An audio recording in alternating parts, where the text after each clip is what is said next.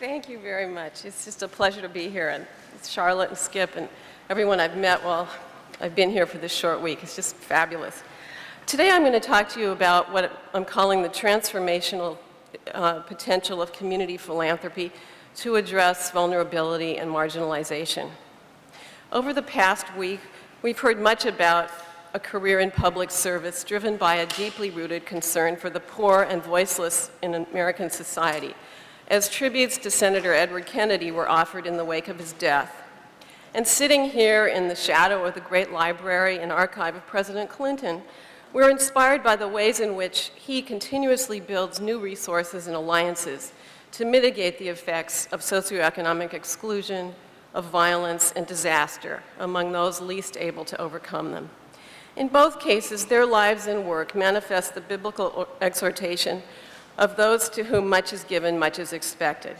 This is true of organized philanthropy as well. In this talk, I want to discuss how philanthropy can, and I believe must, use its unique role and privilege to help local people and communities to overcome the causes and sources of marginalization, poverty, and vulnerability in the United States and around the world. The overwhelming majority of philanthropic resources are deployed to provide access to services of some kind: food, housing, social and financial support, protection, culture, education, recreation. These are often charitable in nature and address immediate problems that affect the poor or those in need of urgent attention due to disaster or precipitous hardship. This work is critical and it's indispensable. It taps human desire to help others and is often a source of deep personal fulfillment for those who are able to give. The roots of such giving are deep. Often they are motivated and guided by religious faith or spiritual orientation and have historic analogs in traditions of mutual assistance and self-help in the United States and in societies around the world. And in some of those societies, they simply see this as part of life without attaching labels like charity or philanthropy. But a distinguishing feature of philanthropy, as differentiated from charity in my view, is a transformational potential to address underlying structures and frequently hidden practices that cause, permit, and maintain discrimination, marginalization, and sometimes violence that undermine community life and individual well-being. Organized philanthropy can only succeed if the human, financial, and organizational resources it offers are deployed strategically and appropriately alongside with other public and private sector actors in society. Philanthropy is sometimes called the research and development arm of society. At its best, it uses its unique role to identify and understand the dimensions of deeply rooted social problems, test strategies to address them, and lay the foundation and serve as a catalyst for change. It is this work within this relatively narrow band of philanthropic as opposed to charitable support that I want to address my remarks today. I will refine this further by talking about 4 different and often intertwined paths to community transformation in which I've been involved in both the US and internationally. Some of these paths are defined loosely as place-based approaches, which means support for communities in specific geographic areas. As some of you know from previous Clinton visiting scholars, particularly those who lead community foundations, much of what we know as community philanthropy is based in and oriented to specific places and physical settings, like cities or states, rural areas, or cross-border geographic regions. The first of these approaches I want to discuss is one in which we've been reminded very recently on the 4th anniversary of Hurricanes Katrina and Rita. That is, when a path opens up unexpectedly following a serious disaster. It becomes possible to see the potential for major transformation through reconstruction and recovery processes that change the social order for the betterment of communities and people who have been oppressed. Sometimes it really takes a precipitous disruption of life through natural disaster to pave the way for a major change to occur. Often, though, change may be created through less dramatic, sustained processes of engagement. Thus, a second philanthropic approach I will discuss is to work incrementally over time to lay the foundation for systemic change.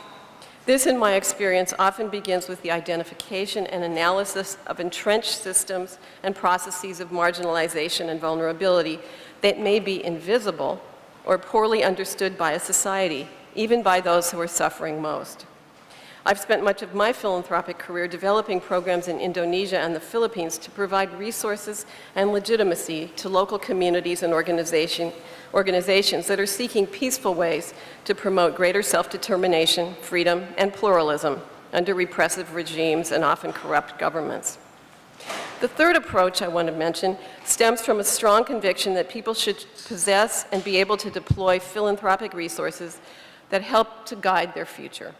This means building upon and strengthening their own giving traditions and even creating new foundations and other philanthropic resources that they can control and use to their advantage. Here I will focus on foundations created outside the US in Africa, where an organized philanthropic sector is in its early stages of development. I'll finally touch briefly on a fourth approach that grows out of the third, but takes us out of specific geographic places to talk briefly about a different kind of community philanthropy, that which is developed by and for people who are marginalized even by the philanthropic organizations in their own geographic settings.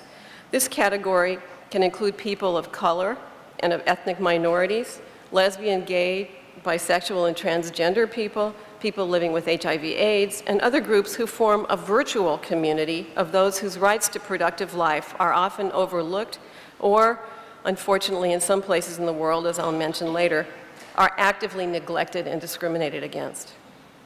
So I'll start with the first path to social transformation, which, as I've mentioned, takes advantage of a critical moment in time when severe social problems are thrown into stark relief and philanthropy's human and financial resources become forces for positive social change and betterment. The 2005 Katrina Rita disaster was one such moment of opportunity. Since it occurred, some of the nation's largest foundations, in collaboration with local and regional partners, have contributed their values, their skills, and their financial resources to envision and begin to shape healthier and more just communities along the Gulf Coast.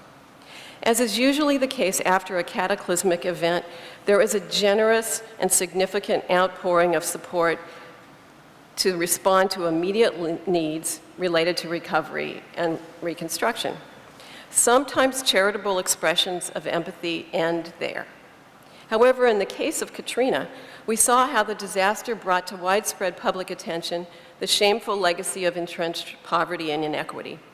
American philanthropy has responded with a strong and sustained effort to support local organizations and agencies, individuals, and communities to seize opportunity from this disaster to make lasting and long overdue change. An important and sometimes, and perhaps hidden response to the Gulf Coast disaster is the re-envisioning of philanthropy in that region. Philanthropy was, of course, not responsible for the shameful poverty, racism, and unsustainable and inequitable development that characterized much of the Gulf Coast. However, it is clear that community-serving foundations in the region were not necessarily inclined in the past to tackle the most persistent and entrenched problems in their midst, and efforts to promote the well-being of the most vulnerable and marginalized remained mostly at the level of charitable support. Since the storm, however, there has been a major reorientation of philanthropy in the region. This has taken at least two forms. The first is the transformation of existing foundations, such as the Foundation for the Mid-South, the Greater New Orleans Foundation, the Community Foundation of South Alabama, to name a few. While prior to the hurricanes, these organizations may have been undergoing slower processes of change to become more representative of and responsive to the people of color and the poor in the regions they serve, it was the jolting realization following the storms that their role as a key community resource was seriously challenged if they could not become a more visionary force and a practical resource for more equitable and inclusive community reconstruction. And they have changed significantly in the last few years. At the same time, another phenomenon occurred which complemented and by example has helped to hasten the transformation of existing community philanthropies such as those I've mentioned. This was the creation of two new philanthropic vehicles to serve communities in the region. The two of the most innovative are the Louisiana Disaster Recovery Foundation and the Gulf Coast Fund for Community Renewal and Ecological Health. They could not be more different in structure and operations, and yet each in its own way serves as a transformative force for people in the region. The former, the Louisiana Disaster Recovery Foundation, or LDRF as it's known, was created 6 days after Katrina struck as a vehicle to channel the donations that Presidents Clinton and George H.W. Bush and others were accumulating for disaster relief. While its original purpose was to address immediate needs, its founders saw the potential to create a new institution that would address long-term betterment in the lives of those who had long been victims of racial inequity, unsustainable development, and structural discrimination as part of its broader post-Katrina reconstruction strategy. From the start, LDRF has tried to lower traditional barriers to collaboration with other philanthropic organizations and sectors. A recent manifestation of this is an unprecedented collaboration with the Greater New Orleans Foundation and J.P. Morgan Chase in recommending critical areas of investment in the region to key federal agencies. These agencies have expressed a new and unprecedented commitment to rebuilding in the Gulf Coast, working to coordinate and deploy resources from multiple federal departments, and interest in using the region as a model for investing in resiliency and sustainability. At the other end of the philanthropic spectrum, the Gulf Coast Fund grew out of the spontaneous interests of members of a national philanthropic network, the Environmental Grantmakers Association, to create a local resource to engage, empower, and benefit displaced and returning residents, and to promote sustainable and equitable rebuilding of neighborhoods, cities, and ecosystems in the region. It is a model of open and transparent decision-making led by the communities most affected by the storms, in partnership with a cross-section of local leaders who serve as an advisory group to their grant-making process. Like LDRF, it focuses on underlying causes of inequity and disinvestment, including discrimination due to race, class, gender, and immigration status. Its greatest strength and its transformative power are as a vehicle controlled and led by people in the most disenfranchised communities in the region. As such, its grassroots work can and should complement and inform the work of organizations like LDRF, which use their resources and state-level prominence to promote policy change and unprecedented cross-sector partnerships at a state and national level. Another vivid example of philanthropy's transformative potential in which unexpected opportunity arose out of a disaster is the case of the 2004 Indian Ocean tsunami, which devastated the province of Aceh in Indonesia. Almost immediately after vast coastal areas and much of the population and geography were devastated by a severe earthquake and massive tidal waves, the region was overwhelmed by relief agencies and spontaneous volunteers from all around the world, bringing supplies and money in well-intentioned efforts to help the surviving communities. Aceh had been virtually closed to the outside world prior to the tsunami as a result of years of civil strife and military guerrilla conflict, coupled with strict adherence to Islamic law. The outpouring of sympathy and unstoppable waves of people and organizations coming to help forced the government to open up the province to assistance and open the eyes and minds of the Acehnese to the altruism and goodwill of the outside world. Importantly, the Acehnese people saw that those of all faiths, not just Islam, wanted to help. This in itself was transformative in a fractious and suspicious post-9/11 world, for it showed that faith does not have to be a divisive force, and that in fact giving across cultures and faiths helps to build stronger communities. In the Aceh example, charitable impulses to give to those in need paved the way for an unprecedented process of change and development in which philanthropic and voluntary organizations have played important catalytic and supportive roles. Forced by the sheer dimensions of the tragedy, the Indonesian central government allowed sustained access to the region to volunteers and NGOs from elsewhere in Indonesia and outside the country, to international aid agencies, foreign military, humanitarian assistance agencies, and the UN system. Once open to the world, Aceh could not be closed off easily again, and painstaking and protracted as it is, the region has embarked on a new era of more open and peaceful development.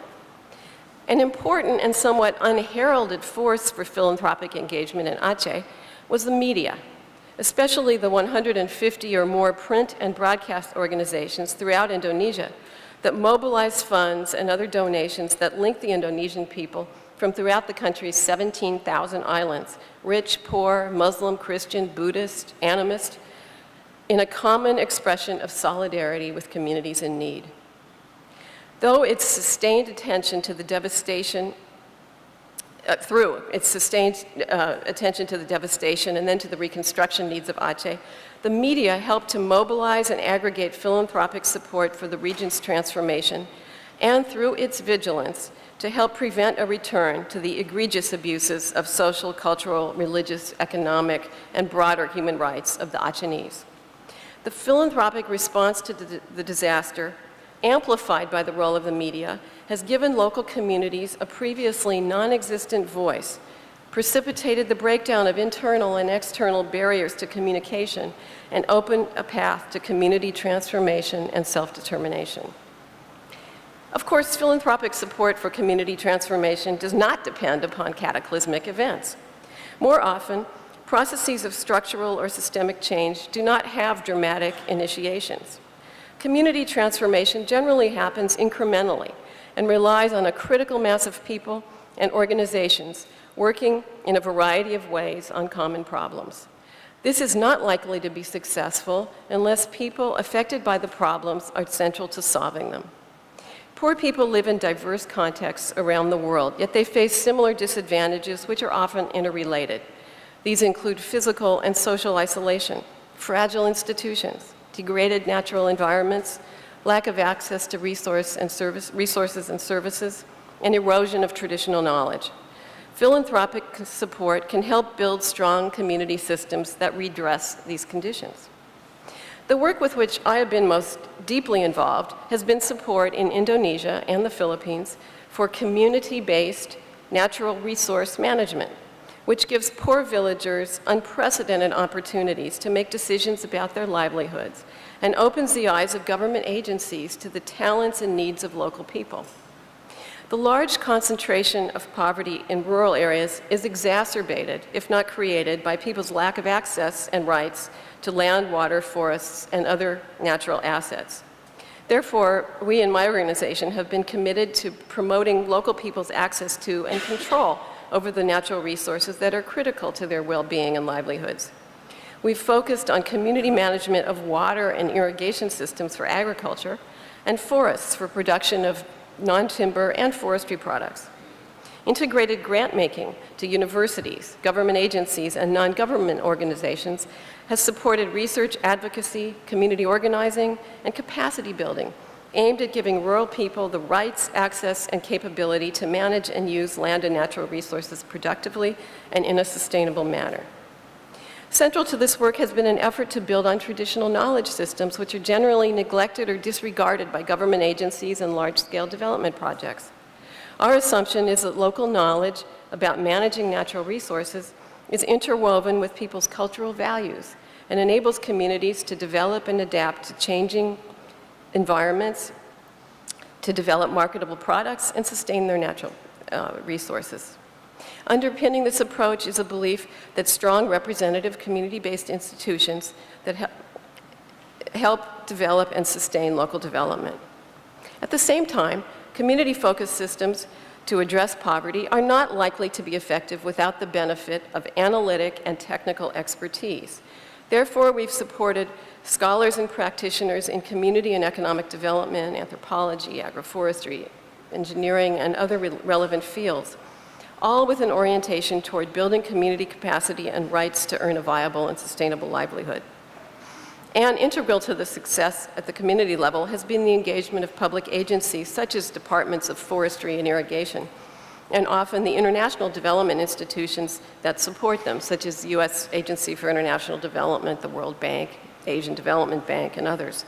Over time, even these agencies have become more open to and interested in incorporating community needs and interests into their programs. A rather different example is an initiative to promote women's agency and women's leadership in Indonesia, which led to support for enhanced training of midwives. These women are often treated as informal leaders and relied upon for myriad forms of advice and support.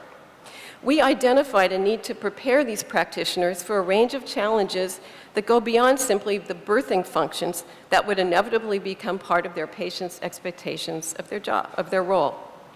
Working with the government and donor agencies that provide standard certification courses for midwifery, we supported the development of new training components that incorporated learning about topics ranging from legal assistance for domestic abuse to counseling about sexually transmitted disease and the risk of HIV/AIDS, the economic toll of diseases such as tuberculosis and malaria, and even issues related to economic literacy.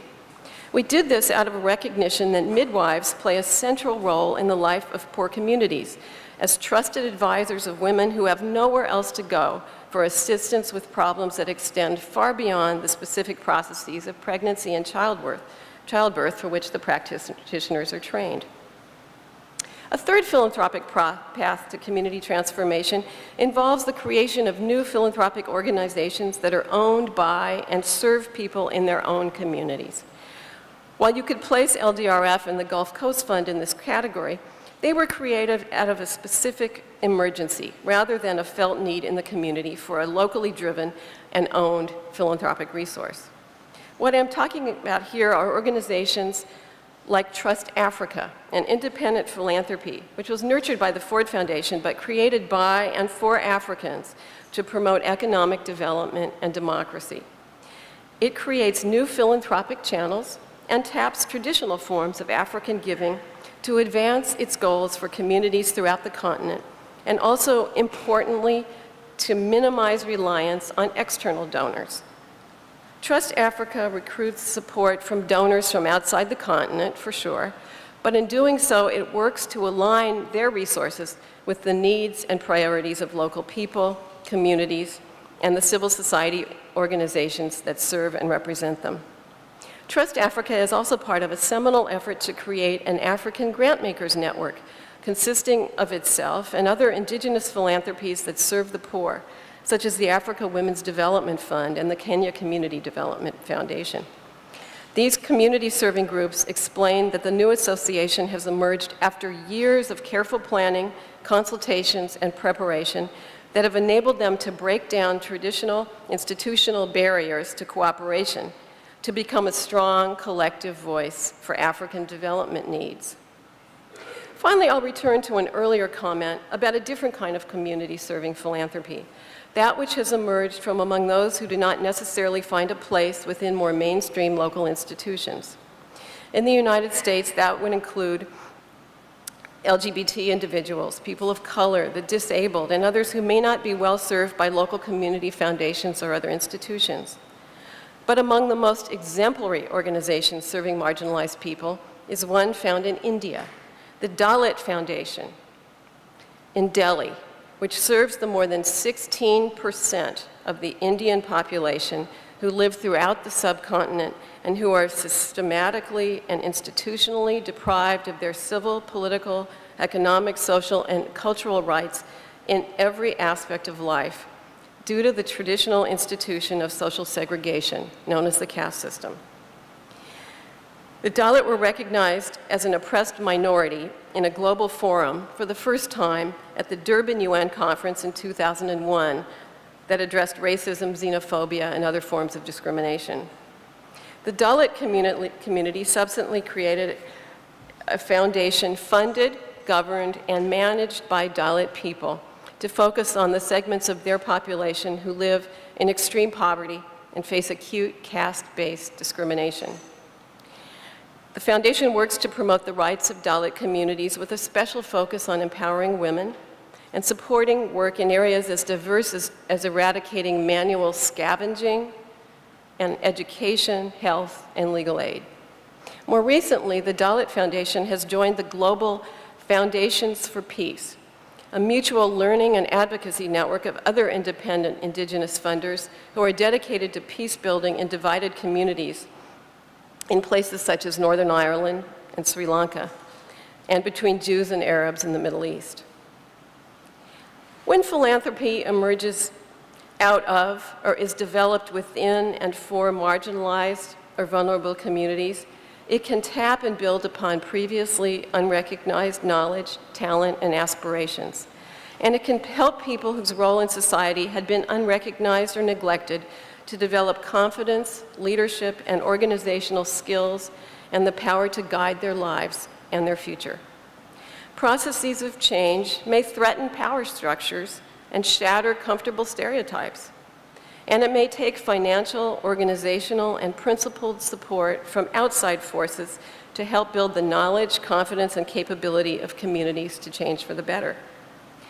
I hope I've provided some illustrations of ways in which philanthropic support can aid such change. And even if that support comes from institutions like mine, from outside the community, that we serve as catalysts to, and not substitutes for, the local people and organizations that will drive and sustain equitable and inclusive transformational processes.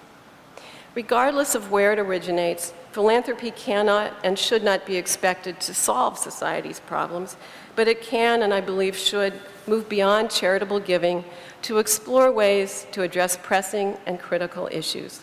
It does so as part of a larger ecosystem of public sector and private actors, governments, business, nonprofits, academia, aid agencies, the media, for which it can support the development of new knowledge and insights, help to cross-fertilize ideas, create opportunities for new understanding, and promote unlikely but promising partnerships and synergy. Philanthropy has the independence to raise uncomfortable and complex questions and the resources to respond by exploring and testing multifaceted strategies to help catalyze and promote positive change within communities and societies around the world. And that's why I'm motivated to do what I do. So I'd be happy to take your questions.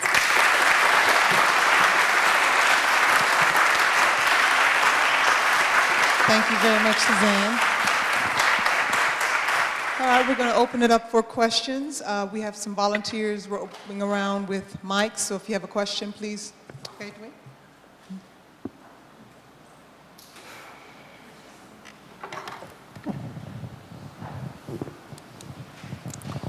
My name is Ratnasari Dewi. I'm from Indonesia. I'm a student of Clinton School. Thank you for the remarkable speech, Suzanne. So I have a question. Growing up in developing countries and working in Aceh in the last 3 years, I experienced that development and philanthropy movements help people. I mean, I saw so many help, and I saw that it is proven that it is helpful. It helps the society. However, I think that my question is that how the philanthropy can prevent or manage that the community or government of developing countries depend on the assistance, because that's what I really said, like in Aceh, for instance. Some organizations think that their approaches is the right one, and sometimes they push those approaches to the society that very different. And then sometimes when they pull out from that area, the people just suffer much because now they don't have any access to that assistance. Thank you. Yeah. I mean, Dewi has captured one of the most central problems, I think, of development around the world and also in the United States. And there's a kind of arrogance that unfortunately exists when some people have money and resources and others don't. Ideally, people who have something to offer need to understand what they're offering it for and to whom, and it's really those people who need that help who should be partners in figuring out how it can best be used. That's the ideal world, and we know that doesn't happen.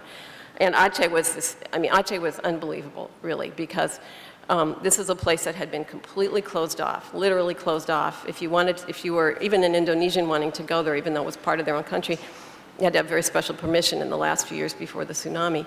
And so all of a sudden, whereas you could not get in, you couldn't get through the airport before, you couldn't get on a plane to Aceh, when the tsunami hit, just floods of people came in. It was unbelievable. And I got there about 10 days afterwards, I think, and there were these enormous, Acehnese, Dewi is an Indonesian, and a lot of Indonesians are not very large people. and the Achinese are no exception. And there were these Australian military men and women in khaki shorts, and they were, I don't know, they were like this big, and these, I mean, they were enormous, and they were, you know, but they were bringing water. That's all they were doing. They were helping to keep some peace and keep from people from going into places that were unsafe, but they were basically just bringing water. And after they brought that water and they helped set up some camps and they left. And that was a very important thing for the Achinese to see. The Singapore military was there. I think the Nepali military, the American, they were in there for a purpose and they left. But a lot of the development organizations and the kind of NGOs and the large international private voluntary organizations, a lot of them moved in and stayed for a very long time. And we have a housing program where we're going to do it this way. We have a water program, we're going to do it that way. And they weren't, although the government and the UN and the World Bank and others tried to coordinate their work, it was impossible to do that. And because a lot of these groups came in with their institutional egos, I have to say, their own institutional mandates, and they had, by the way, raised funds from people for specific purposes, they didn't have, even if they may have wanted to have the flexibility, they didn't have it. And this is a real problem, and I think this is something that the whole development industry really has to address, actually. And it's not something that's going to stop overnight. Now, the reason I mentioned Trust Africa, which I think is a really important example, and I think my colleague Kristen, who was here last week, I think she might have mentioned it to you as well, because it's such an important emerging example. Trust Africa plus these other local foundations in Africa coming together to form an association where they really want to be the ones to say, this is what development ought to look like. Now, they're not going to have the power to change the way the World Bank operates or other big agencies, but they are beginning to work with governments and regional systems there's systems of treaties in Africa that govern a lot of the trade and governance and so on of the region. And they want to begin to have more influence there. And I think the more we have indigenous groups that represent people's views and people's needs, the better it's going to be, but it's going to take a long time. And I think at the same time, the aid agencies really have to understand much more explicitly what their role is and understand the ramifications of what they do, good and bad. And this is an old story, unfortunately. It continues with new iterations all the time. And I would just, one final point is that now with so much online giving where people can see a picture of I mean, it's wonderful. People are very altruistic and they see a picture of a child who doesn't have a school book somewhere in Latin America and they want that kid to have school books. But what I would like to see is going to a broader kind of giving where you say, well, why does a child need a school book in Latin America? Isn't there a way to work with the government and the systems that should be providing education and change those as opposed to having so many people just giving their money time and time again, over and over for the same kinds of needs? Okay. Next question, right here. She's wait for the mic. It's something. S.C. Ward, I'm a local education advocate, but I have a question. With the problems, say, that we have in Africa, on the very impoverished side to the very rich side, does philanthropy ever come in on a government side to see if they can help change things rather than just donating and providing assistance? Yeah, that was my point of the way in which the kind of organization I work for. We don't believe, I mean, our role is really not to just to give assistance, and there are other foundations that are like us where we believe you really have to craft systems of change. And much of my career actually has been working directly with governments. And governments are big monoliths, but they're also full of people who really believe in their own society and really want to change. And in my career and where I've seen my colleagues find a lot of satisfaction is in sitting with the government and with community leaders, local officials, and local community people, thinking about what are the dimensions of a problem, and figuring out what it is it would take to change the problem. And that means policy change, that means the government has to be involved. But policy doesn't mean anything unless it can be implemented, which means the people who implement the policy have to understand it and have to believe in it. And it means that whatever it is has to be genuine and has to actually work on the ground. So my example of working, for example, with forestry, I forget what percent, but a huge percent of the land in the Philippines and in Indonesia over many years has been classified as forest land. Doesn't mean there are trees everywhere. In fact, the Philippines is pretty scary. The land that's classified as forest looks like desert in some places. But people still need the access to this land. And people in Indonesia, where you still have very rich forest resources, even though they're dwindling, people in many places don't have access to those forests, even though traditionally they came out of those forests. That's where they live. So trying to work with the government to figure out how to give communities the access to continue to sustain themselves from use of the forest, but also to give them the technical expertise so that they don't destroy the forest, they use it sustainably. That means you've got to get into marketing channels, because if they're producing what are called non-timber forest products, whether that's paper or it's handicrafts or wood chips that get turned into plywood or whatever it is, then they don't know how to necessarily have the expertise for that. So you have to link them up to other kinds of expertise. And then you really need people who are in the research community to continually build new knowledge about how to use the forest more sustainably and to share that knowledge outside. And so there's kind of a big system. And that's where I think philanthropy can be very transformative, because we don't do all this ourselves. So we have the luxury, at least I'm very fortunate in the kind of organization I work for, to be able to see this and to be able to say, well, if we could do this here and put those people together there, you really might be able to create a process of change that's really sustainable. We're not doing it ourselves, but we're trying to work with those people and put them together. And one of the things that's also something that philanthropy can do, because it's often seen as neutral, it can bring people to the table, so to speak, who might not necessarily sit down together. So people in a government agency would not necessarily think to sit down with even a village chief or a local, leader of a women's group. They wouldn't necessarily ever sit with them, but being able to bring them together and maybe being able to bring in somebody from a research agency or whatever to help them, that is something that is very powerful, and if it's orchestrated well, can actually lead to a lot of change. So that's very different from just giving money, which is, there's nothing wrong with it, but that doesn't necessarily ever get you very far in terms of making a real difference over time. Other questions? Yes, Todd?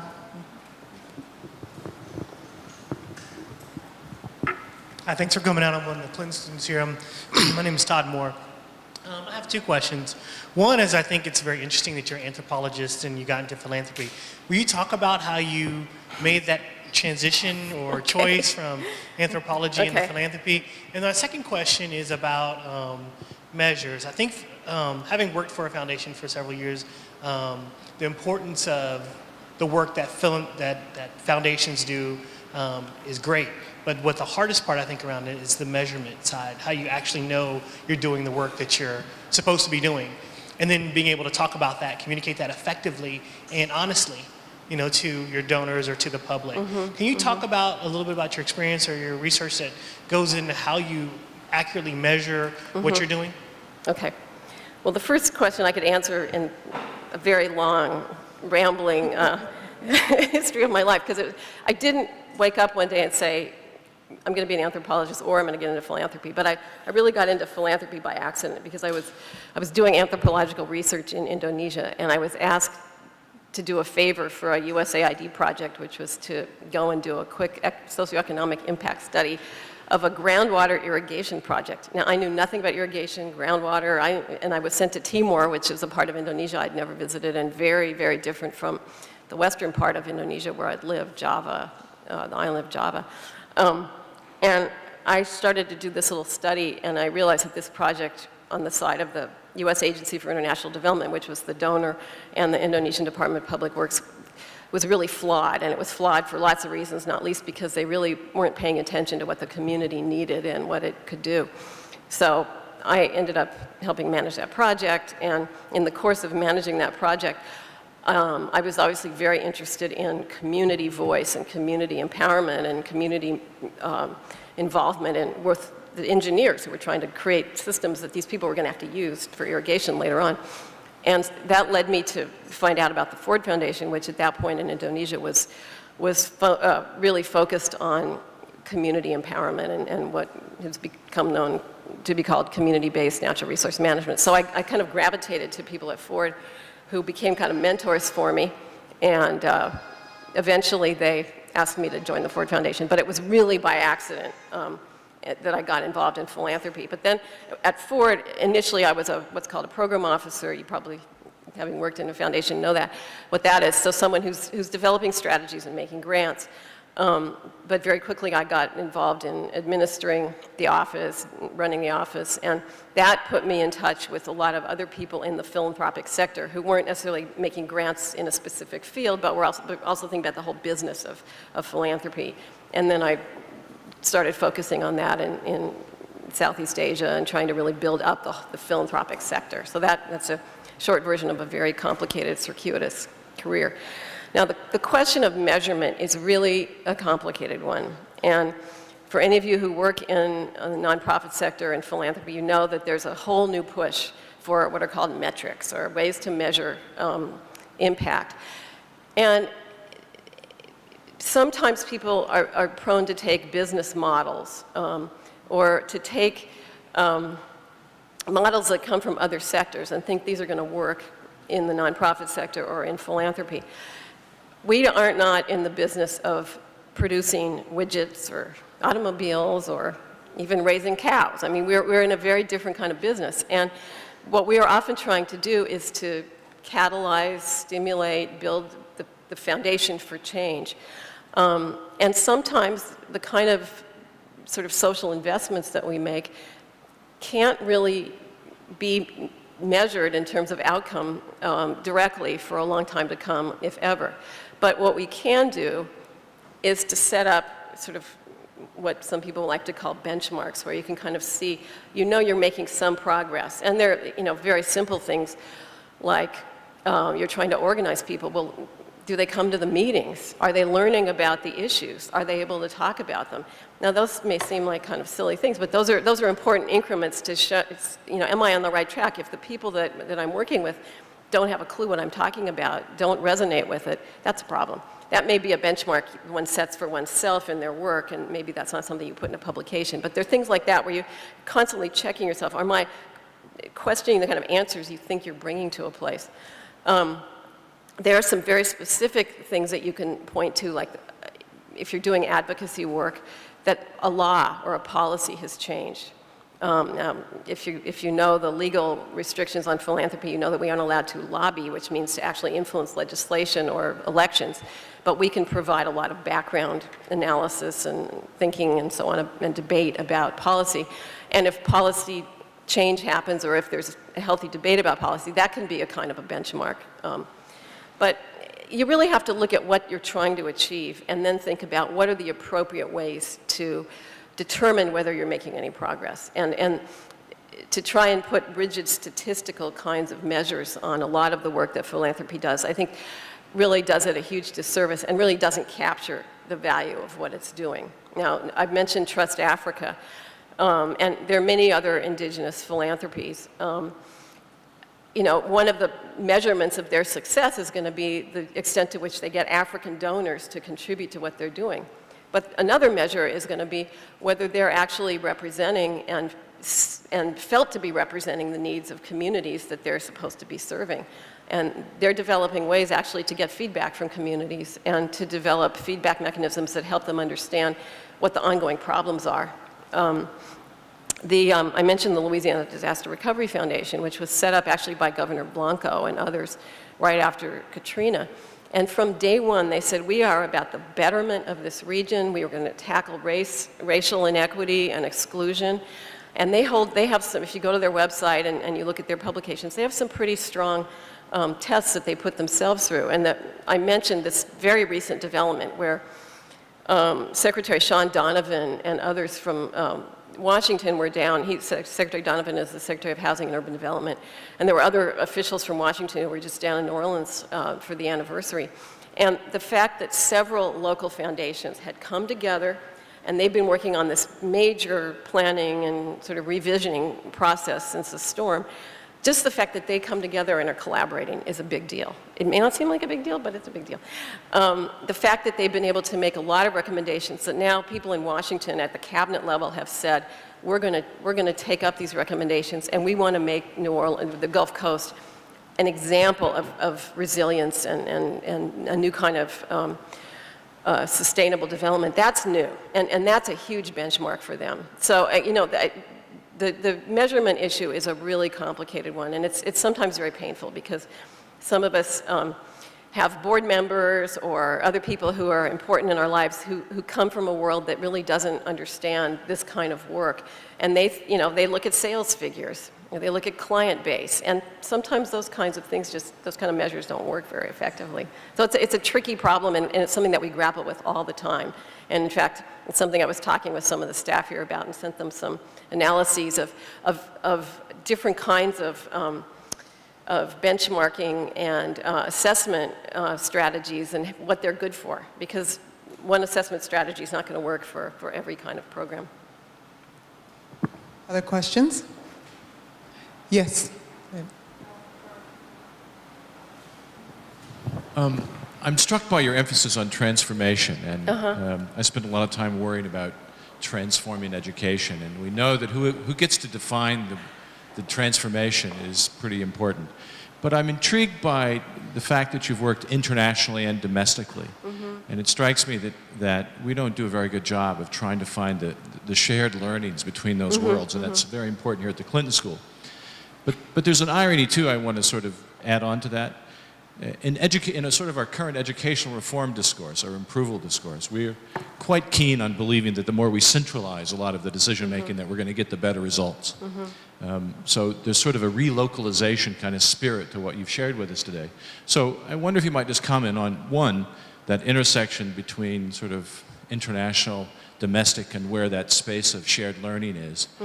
And then this political question about who gets to decide and why of what transformation is, and then if any sort of comments you might make about sort of the current way we're talking about it here in the United States, education. Okay, it's a complicated question.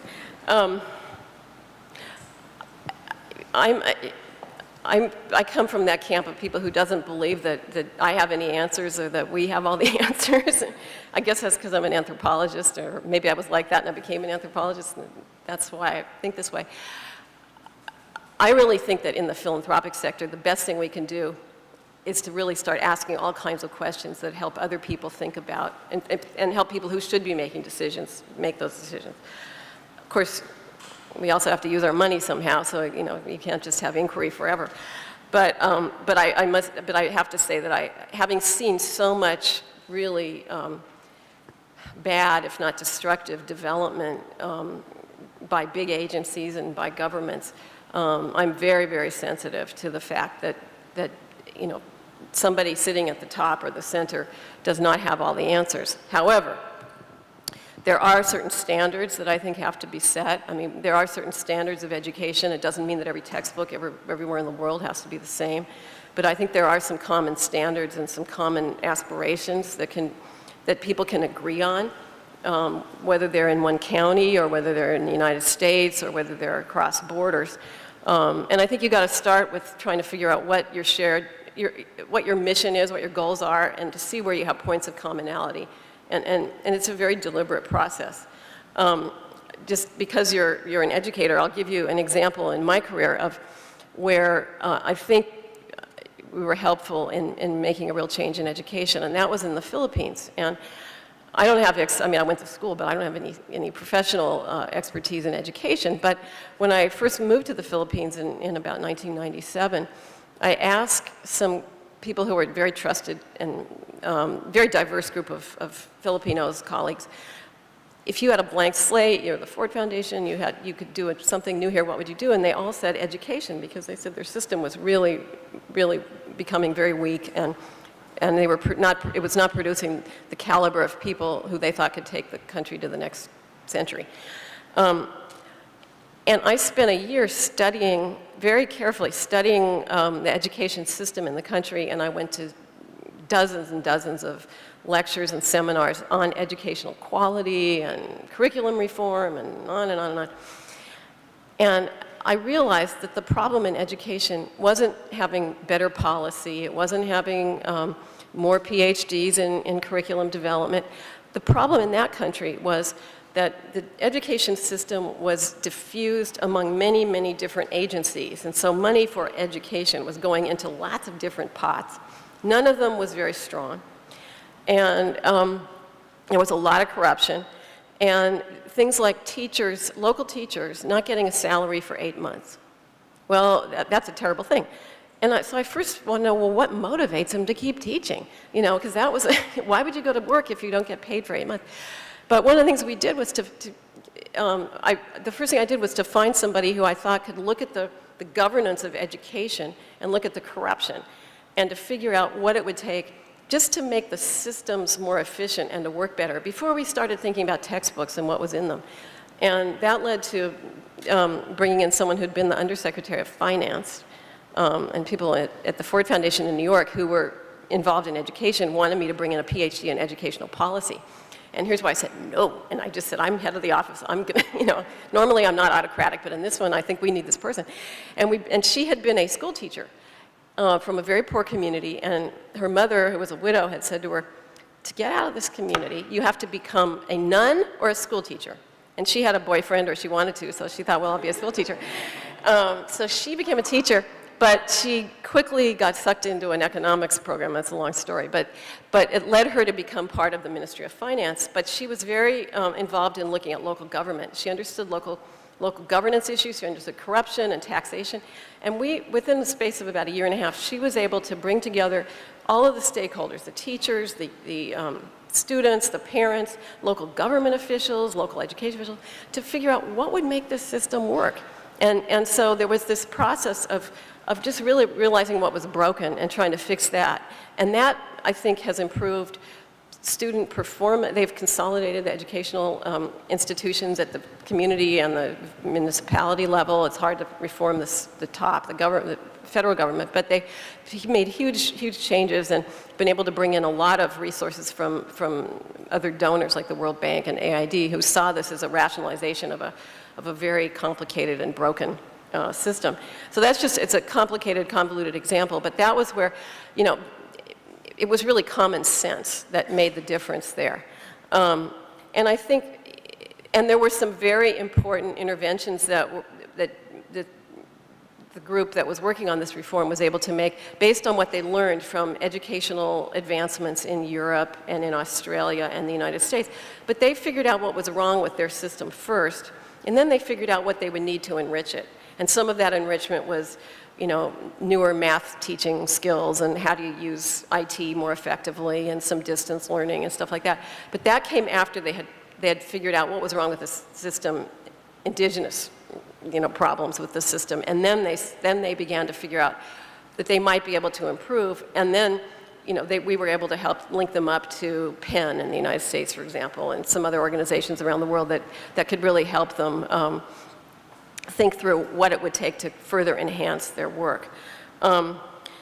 So, you know, when you think about transformation, I use that as a theme here because I wanted to talk about community. The theme of this program is community philanthropy, and I have seen so many important ways in which communities have used philanthropic vehicles to affect change. That's why I wanted to talk about it in transformational terms. And I thought, thinking about Katrina and how much has happened, even though it may be invisible to a lot of people who go to the Gulf Coast and think it's never going to get much better, but there's a lot going on, and a lot of it is about community engagement and resiliency and people who were never involved in planning and making decisions for themselves.